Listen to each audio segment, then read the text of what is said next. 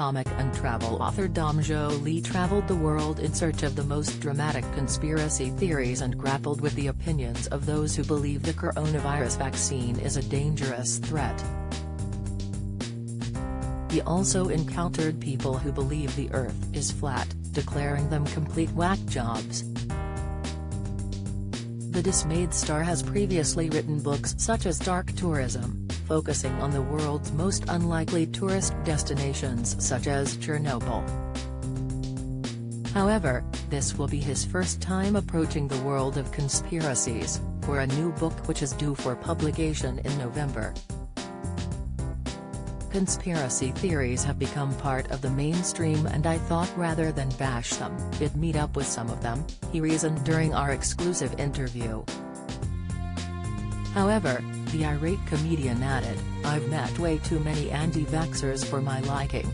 In one hotel that he checked into, discounted stays were being offered as a reward for those who published anti-vaccination theories on the internet.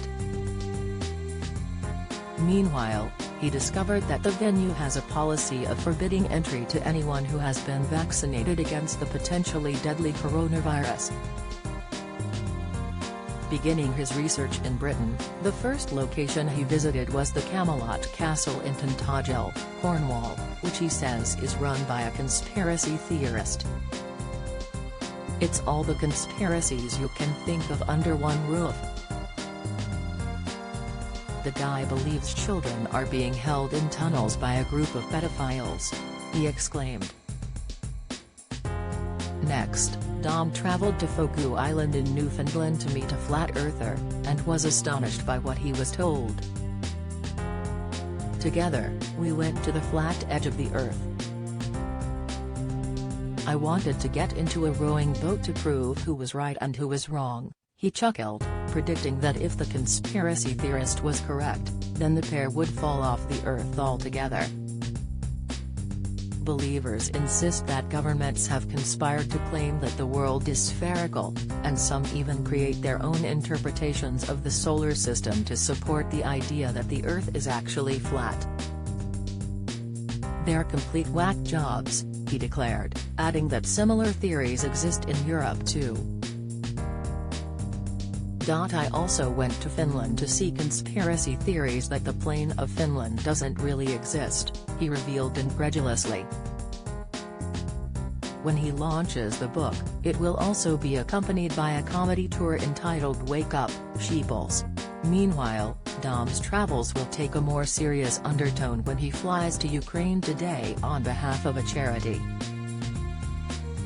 I'm an ambassador for Save the Children, so I went out there multiple times, and they asked me to go back on the anniversary of the invasion to spend time with the refugees in some of the most hard-hit areas, he explained. It's not really work, it's using my public profile to raise awareness and hopefully raise funds for what they're doing.